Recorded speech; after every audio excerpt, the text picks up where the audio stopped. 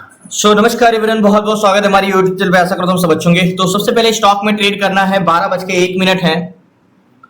और स्टॉक में ट्रेड करने के लिए सबसे बड़ा क्वेश्चन होता है कि स्टॉक सिलेक्शन करना। स्टॉक में कौन सा स्टॉक, जैसे ओएनजीसी है। अच्छा, मैंने आपको एक चीज बताया था कि जो बहुत ज्यादा स्टॉक गैप अप होते हैं, जैसे कि ओएनजीसी आज आपको दिख रहा है, तो ऐसे स्टॉक में हमें नहीं ट्रेड करना होता है। हर स्टॉक की एक लिमिटेड स्ट्रेंथ होती है। मींस जैसे आपकी चलने की एक लिमिटेड ही स्ट्रेंथ है, आप दिन में कितना चल सकते हो, 5 किलोमीटर 6 किलोमीटर, वैसे ही हर स्टॉक की एक स्ट्रेंथ होता है। जैसे कि ये तो वो जो एक मान के चलो जितनी उसकी स्ट्रेंथ थी वो गैप अप में ही फिल कर लिया, तो वो मार्केट में साइडवेज रहता है सारा दिन। तो ऐसे स्टॉक में हमें अगर मोमेंटम भी अच्छा दिख रहा हो डाटा के हिसाब से भी, तो ट्रेड नहीं करना चाहिए। ये तो जैसे नॉर्मली गैप अप है, लेकिन गैप अप खोल के एक बड़ी कैंडल्स बनाया था, उसके बाद फिर market low high low high low high, exactly last low ये लगाया है और ये हाई को ब्रेक नहीं किया, तो मार्केट इसी के बीच में भी कंसोलिडेशन कर रहा है। तो ऐसे ही स्टॉक में हमें ट्रेड करना है जो मार्केट या तो फ्लैट खुला। सबसे बड़ी चीज दो चीजें होती हैं अगर स्टॉक में ट्रेड करना हो, तो जो मार्केट फ्लैट खुल के कंटिन्यू बुलिश रहता है वो बहुत बहुत बहुत अच्छा चलता है, या तो फ्लैट खुल के कंटिन्यू डिसइंक्रीज होता है मार्केट, तो भी बहुत अच्छा उसका मोमेंटम रहता है। बाकी डाटा से तो हम स्ट्रेंथ पता कर ही लेते हैं कि मार्केट में ट्रेड करना चाहिए कि नहीं करना चाहिए, बट अगर हम चार्ट में भी देखें तो जो ज्यादा गैप अप या गैप डाउन होता है ऐसे स्टॉक में हमें ट्रेड नहीं करना चाहिए। तो हमें स्टॉक सिलेक्शन के लिए सबसे इंपॉर्टेंट चीज होता है, ये तो एक मॉनिटर है, मींस हमें सिर्फ इसमें देख सकते हैं कि क्या हो रहा है, लेकिन क्या होने वाला है। देखो, चार्ट होता है हमें देखने के लिए, और ट्रेड करने के लिए हमें क्या होने वाला है ये हमें पहले से पता करना है, मतलब प्रिडिक्ट करना है। तो हम सिर्फ चार्ट से प्रिडिक्ट नहीं कर सकते कि मार्केट के क्या इंटेंशन होगा और क्या मोमेंटम आ सकता है। तो अगर मैं बात करूं कि हमें 182 स्टॉक, जैसे मैं बोलता हूं कि ऑप्शन चेन में एफएनओ है जो 182 स्टॉक है टोटल। अब 182 स्टॉक में एक ही स्टॉक तो होगा जो एक तरफा होगा। देखो, मैं एक चीज आपको हर वीडियोस में बोलता हूं कि मैं मानता हूं इंडेक्स में ट्रेड करना है तो आपको डाटा चेंजेस पकड़ना होगा। स्टॉक में होता है तो उसमें डाटा चेंजेस नहीं, जो दिखता है वही होता है। तो इसलिए इंडेक्स में चेंजेस पकड़ने के लिए आपको थोड़ा सा एक्सपीरियंस होना जरूरी होता है। तो इसलिए थोड़ा सा आपको एक्सपीरियंस मार्केट का होना चाहिए। तो थोड़ा सा डिफिकल्ट हो जाता है इंडेक्स ट्रेड करना एक नए लोगों के लिए, क्योंकि उसमें चेंजेस क्या हो रहा है सिर्फ यही पकड़ना है। बाकी मार्केट में अगर हम स्टॉक की बात करें तो स्टॉक में इतना डिफिकल्ट नहीं होता है। अगर हम चीजें डाटा रीड करना सीखते हैं अच्छे से, गैन कैलकुलेटर और भी बेसिक चीजें सीख लेते हैं स्टॉक सिलेक्शन, तो हम 10 में से 8 से 9 बार सही हो सकते हैं। इजिली से हम 500 से 1000 आराम से निकाल सकते हैं। तो बट बात करें स्टॉक ऑप्शन चेन में, तो जैसे कोई भी स्टॉक है, एसबीआई, सीमेंट, सीमेंस, एसआरएफ है, सन फार्मा और भी है, यूपीएल है। यूपीएल की क्या स्ट्रेंथ है, क्या यूपीएल में मुझे, अब आज मार्केट देखो आपको पूरा ग्रीन लग रहा है, ठीक है, तो अब क्या यूपीएल में मुझे ट्रेड करना चाहिए? यूपीएल में विदाउट कुछ देखे ही मैं कह रहा हूं इस पर ट्रेड नहीं करना चाहिए। अब बोलोगे कि स्ट्रेंथ तो बहुत ज्यादा है, लेकिन इसमें हम ट्रेड कर ही नहीं सकते यूपीएल में, क्योंकि इसका डाटा, अब आपको क्या पता, अब आपको डाटा देख लिया तो आप बता सकते हो कि ट्रेड करना है कि नहीं करना, बट आप सिर्फ चार्ट देखे तो आप पहले थोड़ी ना बता सकते कि ये क्या है, ये बोथ साइड मूवमेंट कर सकता है। तो यूपीएल में हमें ट्रेड नहीं करना है, एग्जैक्टली। अब ये क्या आपको पहले सिर्फ चार्ट देख के बता सकते थे कि ये मार्केट मूवमेंट करेगा या नहीं करेगा? तो 9:15 बजे मार्केट ओपन कहां पे हुआ, एग्जैक्टली ये खुल के ऊपर गया, नीचे आया, ऊपर गया, नीचे आया, अभी ऊपर जा रहा है। तो क्या ये बोथ साइड मूवमेंट नहीं है? क्या आप ये सिर्फ चार्ट देख के बता सकते थे कि मार्केट ऐसे ही कंसोलिडेशन करेगा? आपको क्या पता था मार्केट में? अगर आप सुबह देखते तो आपको एक खुलते ही मार्केट फ्लैट ऊपर गया, आपको लगता रहा था यार ये तो ऊपर जाएगा, लेकिन मैंने क्या बोला, ये मार्केट में हम ट्रेड कर ही नहीं सकते। एग्जैक्टली क्यों नहीं कर सकते? क्योंकि कॉन्ट्रैक्ट ग्रीन ही नहीं है। और भी स्टॉक है, जैसे हम जैसे यूपीएल को तो हम अवॉइड करेंगे, हम ऐसे स्टॉक में ट्रेड नहीं करेंगे। तो ट्रेंड है, ट्रेंड में क्या हम ट्रेड कर सकते हैं? ट्रेंड में कर सकते हैं 10,000, 8,000, 16,000 एंड 13,000, लेकिन इसकी स्ट्रेंथ उतनी अच्छी नहीं रहेगी। तो हम अगर कंफर्मेशन लेते हैं तो हम ट्रेड कर सकते हैं, छोटा मोटा टारगेट हम लेके निकल सकते हैं। तो ये तो हम एक एक करके स्टॉक देख तो लेते हैं भाई, एक एक स्टॉक 182 स्टॉक है और 182 स्टॉक में हमें किस पे ट्रेड करना चाहिए। बट हम अगर बात करें कि हमें एक तरफा स्टॉक सबसे टॉप पे, देखो मैं आपको हमेशा ये चीज कहता हूं कि स्टॉक में जो स्ट्रेंथ होती है वो 3 तरीके की होती है, 3 तरीके का मार्केट मूवमेंट करता है। एक तो होता है जो market high low high low high लो लगाते हुए मार्केट या तो कंटिन्यू ऊपर जाता है ऐसे, और एक स्टॉक होता है बुलिश या बेरिश, मतलब ऊपर या नीचे जाता है, मतलब एक तरफा स्टॉक होता है और उसमें लास्ट तक जो है बाइंग ही आती है। और एक स्टॉक होता है जो जाता तो ऊपर, हाई लो लगाते ऊपर जाता तो है, लेकिन वो कहीं से भी डबल टॉप बना के या कुछ भी बना के ऐसे रिवर्स कर सकता है, ऐसे जा सकता है। और एक स्टॉक होता है जो जाता तो ऊपर है, मींस बुलिश तो जाता है, तीसरे नंबर पे जाता तो ऊपर, लेकिन काफी कंसोलिडेशन करता रहता है ऐसे ऐसे।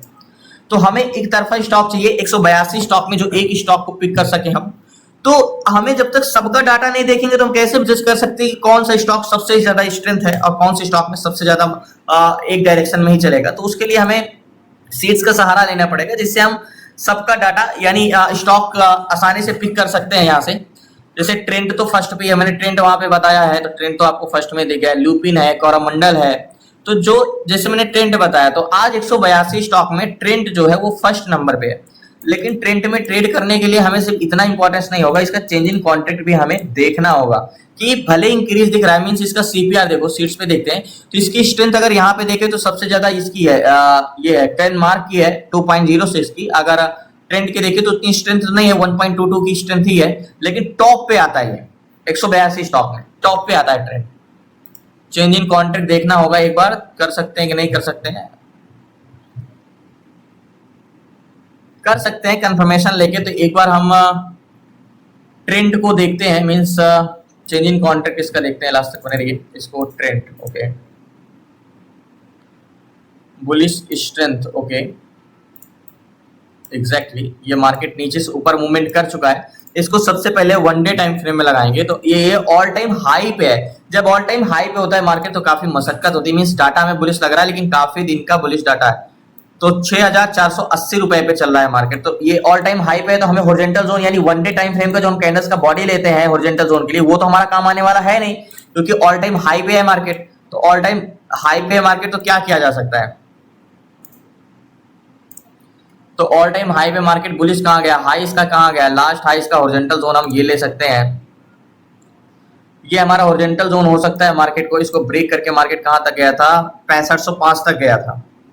तो इसको नेकलाइन हम ले सकते हैं मार्केट, एक बार नेकलाइन ले सकते थे हम ये वाली। तो मार्केट ये हॉरिजॉन्टल जोन है। तो एक बार मैं गैन कैलकुलेटर ओपन करता हूं। मैंने बोला ना इसकी स्ट्रेंथ नहीं है, इसलिए हमें थोड़ा सा इस पे ध्यान देना चाहिए। बाकी अगर देख लेते हैं, इसको देख लेते हैं, फिर इसके बाद कोई एक स्टॉक और भी देख लेंगे, उतनी स्ट्रेंथ तो नहीं है। तो ट्रेंड में हॉरिजॉन्टल जोन का प्राइस हमने ये ड्रॉ किया है करीब 6492 रुपए। तो 6492 रुपए का गैन कैलकुलेटर में प्राइस डालेंगे 6492, 6492 तो कैलकुलेट करेंगे तो गैन का कहना है भैया 6500 के ऊपर जाएगा तभी आप बाई कर सकते हो, और 6517 का टारगेट ले सकते हो। तो 6517 तो यानी 6500, यानी गैन कैलकुलेटर के हिसाब से बाइंग हुई है, बट इतनी स्ट्रेंथ नहीं है। तो मार्केट को हम एक नेकलाइन लेते हैं, मींस ये वाली नेकलाइन ले सकते हैं। कौन सी नेकलाइन, एग्जैक्टली ये वाली नेकलाइन ले सकते हैं। तो इसको वेट करते हैं, इंतजार करते हैं, बाकी कोई और स्टॉक।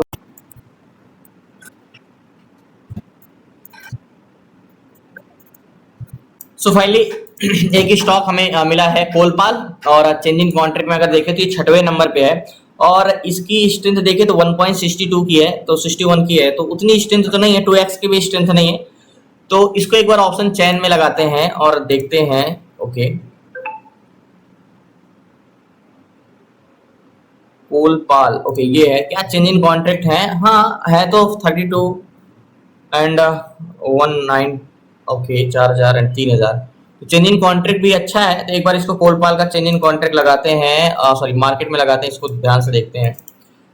देखो यही चीजें होती है ना, जब हम सीट्स पे हमें देख लेते तो हमें ये पता चल जाता है कि टॉप पे डाटा किसका है। अभी ये भी देखो क्या है इसकी, मींस ये मार्केट खुलते ही एक बहुत बड़ी कैंडल्स बनाया है, और उसके बाद मार्केट कंसोलिडेशन कर रहा है तब से, मींस 9:15 बजे एक कैंडल्स बनाया और मार्केट तब से कंसोलिडेशन कर रहा है। और ये भी लगता है ऑल टाइम हाई पे ही है। सारे स्टॉक जब ऑल टाइम हाई पे होते हैं तो बहुत दिक्कत होती है। अगर ये हाई को हम मार्क करें तो ये हाई इसने आज ब्रेक किया, एग्जैक्टली ये वाला प्राइस। तो 5 मिनट टाइम फ्रेम में लगाओगे तो बाई चांस अगर मार्केट यहाँ पे आ जाए 95 पे, तो ये ऑल टाइम हाई पर मार्केट है। लास्ट तक मैंने बता, देखो ये ऑल टाइम हाई पे है और हाई के बाद इसने ब्रेक किया है तो मार्केट रिटेस्ट करने भी गया है। रिटेस्ट करने के बाद मार्केट अगर हम बात करें तो नेक लाइन पॉइंट हमारी ये है, ठीक है, ये नेक लाइन पॉइंट है। बट ये मार्केट ने, देखो कोलपाल में हम एक चीज कर सकते हैं, मार्केट ऑल टाइम, देखो अगर एक बार बात करें तो जो मैंने हॉरिजॉन्टल जोन लिया है वो एग्जैक्टली ये था, ठीक है। अब मार्केट इसको ब्रेक करके रिटेस्ट करने आया है, तो ऑल टाइम हाई पे, तो मार्केट ऑल टाइम हाई को अगर एक्चुअल में मार्केट ब्रेक करता है तो एक बड़ा मूवमेंट तो आता ही है। तो मार्केट इसको जब भी ब्रेक किया था तो देखो ब्रेक करने के बाद यूटर्न कहां से लिया था, यहां से लिया था, ठीक है। तो नेक लाइन पॉइंट हमारा ये था और नेक लाइन के बाहर कैंडल्स क्लोज भी दे दिया है। और इसकी स्ट्रेंथ की बात करें तो पीसीआर तो कंटिन्यू इंक्रीज हो ही रहा है, लेकिन उतनी स्ट्रेंथ अभी नहीं है। तो हम एक बार इसको हॉरिजॉन्टल जोन का प्राइस अगर डालें तो 3493 रुपए, ठीक है। तो 3493 रुपए इसको हम प्राइस डालेंगे,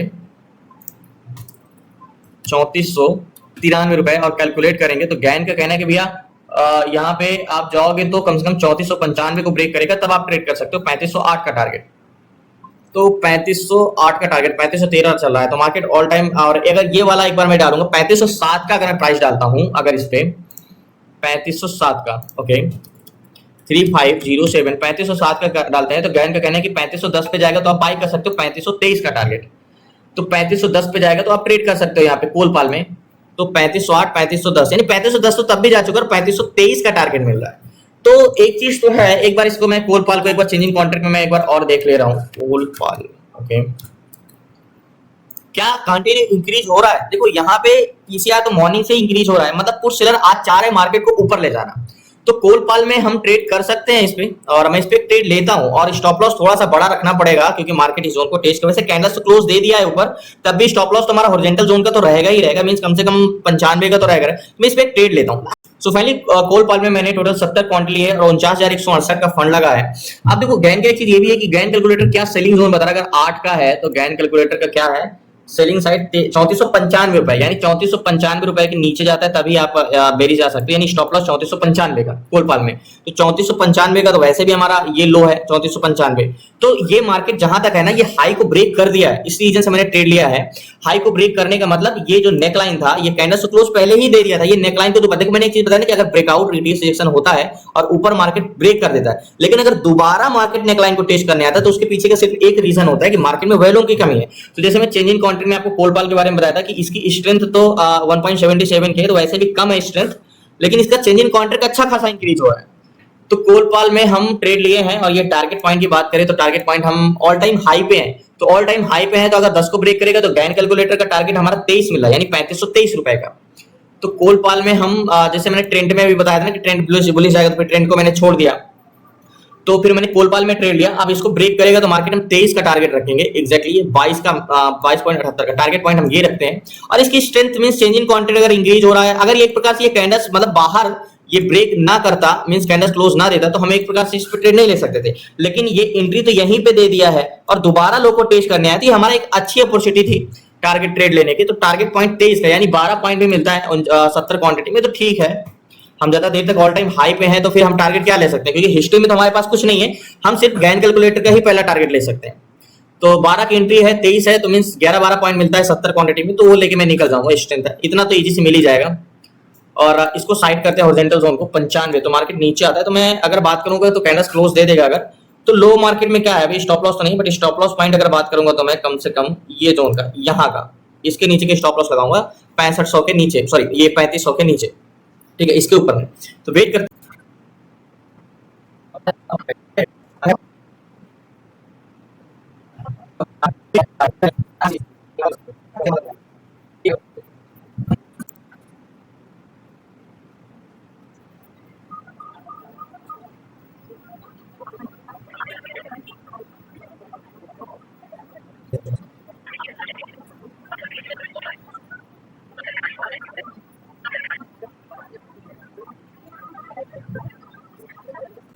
सो पहले भी 17-18 चल रहा है, 17.90 17 पॉइंट चल रहा है, 23 यानी 5-6 पॉइंट और ऊपर जाएगा तब हम एग्जिट करेंगे। मोमेंटम आना ही है क्योंकि ऑल टाइम हाई पे है। देखते हैं कितना, 18 चल रहा है, अभी तो 18 पहुंच गया है।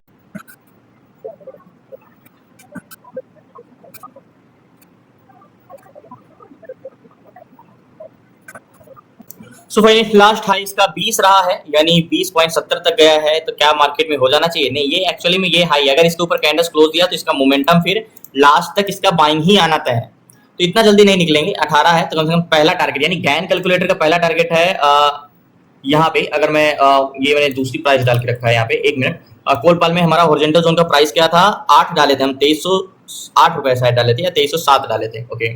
तो गैन okay 2300, just 1 minute, Colpal 3500, sorry 3507, okay 3507। तो गैन का कहना है 10 के बाद बाइंग होगी, तो 23.62 का टारगेट है, अभी तो 20 तक ही गया है, तो देखते हैं, इंतजार। सो फाइनली गैन का फर्स्ट टारगेट डन किया, पोजीशन में यहाँ पे स्क्वायर ऑफ करता हूँ, 12-11 पॉइंट मिल रहा है, ठीक है, इतने भी कम चलाते हैं। सो फाइनली हाँ पोजीशन मैंने स्क्वायर ऑफ कर दिया कोलपाल में, और यहाँ पे एग्जिट पॉइंट का करीब 24.1 पे भी 24.70 चला है, मतलब 24 को भी 24 क्रॉस कर दिया, 25 पहुंचने वाला है, बट पोजीशन जो हमारा 12 था और 24 यानी 12 पॉइंट का मूवमेंट मिला, और 70 क्वांटिटी में। देखो मैं एक चीज कहता हूँ ना, स्टॉक में ट्रेड करना उतना डिफिकल्ट नहीं होता है। हमने जब मैंने फर्स्ट टाइम इसको देखा तो मैंने सोचा कि यार ये तो मार्केट एक बड़ी कैंडल बना के ऊपर गया, कंसोलिडेशन कर रहा है, पता नहीं, फिर बाद में मेरे माइंड में आया कि मार्केट ने नेकलाइन को तो क्रॉस कर ही दिया है, मार्केट हो सकता है दोबारा नेकलाइन को टेस्ट करने आ रहा हो। तो फाइनली, और याद होगा एक हमने और देखा था ट्रेंट, लेकिन ट्रेंट में मैंने ट्रेड नहीं किया। तो यहाँ पे एक और देखा था ग्लेनमार्क, बट इसमें भी कोई ट्रेड नहीं लिया क्योंकि ये ऑल टाइम हाई के ऊपर कंसोलिडेशन कर रहा था। फिर मुझे सबसे बेस्ट ये लगा सीट्स पे जो मिला था कोलपाल, और मैंने 12 पॉइंट लेके पोजीशन अपनी स्क्वायर ऑफ किया। तो सीट्स पे जो यहाँ पे कोलपाल मिला था, यानी चेंज इन कॉन्ट्रैक्ट 1.73 थी, तो उतना ज्यादा तो स्ट्रेंथ इसकी नहीं दिख रही है, लेकिन इसका चेंज इन कॉन्ट्रैक्ट बहुत बहुत बहुत अच्छा इंक्रीज हो रहा था। आपको दिख रहा है कोलपाल, यानी यहाँ पे एग्जैक्टली ये जोन पे कोलपाल, तो यहाँ पे बहुत अच्छा इंक्रीज कर रहा था। तो इस रीजन से लग रहा था कि नहीं, जब पुट सेलर इंटरेस्टेड हो रहे हैं यहाँ पे, देखो एग्जैक्टली ये जोन पे, यहाँ पे तो मार्केट को भी क्रॉस करके ऊपर गया, यहाँ पे मार्केट देखो फास्टली ऊपर गया। मतलब अगर मॉर्निंग में देखे तो 1 पॉइंट था, अभी प्रेजेंट टाइम में 1.1 है, 1.11 है। तो पीसीआर इंक्रीज हो रहा है, मतलब चेंज इन कॉन्ट्रैक्ट तो इंक्रीज ही हो रहा है। तो मार्केट में इन द मनी कॉन्ट्रैक्ट गिरी नहीं थी, तो ऐसे सिचुएशन में ट्रेड नहीं लेंगे तो कहां पे लेंगे, ये एक तरफा स्टॉक हुआ। तो बहुत बहुत धन्यवाद। देखो मैं यही कहता हूं कि इंडेक्स में ट्रेड करना डिफिकल्ट होता है क्योंकि वहां का डाटा चेंजेस क्या है ये पकड़ना होता है, लेकिन स्टॉक में ट्रेड करना आसान हो जाता है। और भी आसान हो जाता है जब हमारे पास सीट्स होती है कि चेंजिंग कॉन्ट्रैक्ट, यानी 182 स्टॉक में तो हमें तो पता चल गया ना कि एक तरफा स्टॉक कौन सा है। बहुत रियर केस में, यानी स्टॉक में बहुत रियर चांसेस है, मुश्किल से मिलता है जिसका चेंजिंग कॉन्ट्रैक्ट भी प्लस में हो और स्ट्रेंथ भी प्लस में हो। दोनों चीजें जल्दी मिलती नहीं है, अगर यहाँ पे मिलता है यानी सीट से हमें आसानी से मिल सकती है बस। तो धन्यवाद आपका, शुक्रिया लास्ट तक बने रहने के लिए। प्लीज आपसे रिक्वेस्ट है, नए चैनल को सब्सक्राइब कर लीजिएगा। लास्ट में आपको जरूर मिलूंगा मैं आपसे कि क्या स्ट्रेंथ इसकी रही, मैं आपको जरूर दिखाऊंगा। बाकी उतना तो अभी प्रेजेंट टाइम में उतनी स्ट्रेंथ तो नहीं लग रही, बट अच्छी स्ट्रेंथ ठीक है, ऑल टाइम हाई को ब्रेक करेगा तो मूवमेंट तो आएगा ही आएगा। तो धन्यवाद आपका, शुक्रिया। आपको क्लासेस में जुड़ना है, सीखना है stock intraday, stock SIP, option selling, option buying, A to Z सारी चीजें, तो आप जुड़ सकते हैं 6 मंथ की क्लासेस में।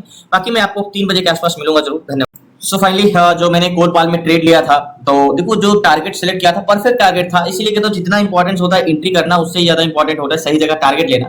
तो अब ऑल टाइम हाई पे है तो हम टारगेट सिलेक्ट भी नहीं कर सकते थे, कैसे सिलेक्ट करते टारगेट, इसीलिए मैंने गैन कैलकुलेटर का टारगेट लिया था जो कि परफेक्ट था। क्योंकि ऑल टाइम हाई पे जब मार्केट होता है तो क्या स्ट्रेंथ होती है, क्या जोन हो सकता है, ये हमें थोड़ा पकड़ पाना थोड़ा सा डिफिकल्ट होता है। तो यहाँ पे गैन का सहारा लिया था, गैन का सहारा लिया था। बाकी अगर आपको मैंने एक रूल्स और समझाए थे कि जब तक हम बुलिश रहते तो अगर ऑल टाइम हाई पे होता तो एक तरीका हमारे पास और भी होता है कि हम कब तक बुलिश है, मींस जब तक कैंडल्स एक कैंडल्स के ऊपर कंटिन्यू बनती है, जब तक प्रीवियस कैंडल के नीचे एक कैंडल्स पूरी नहीं बन जाती तब तक हम बुलिश होते हैं।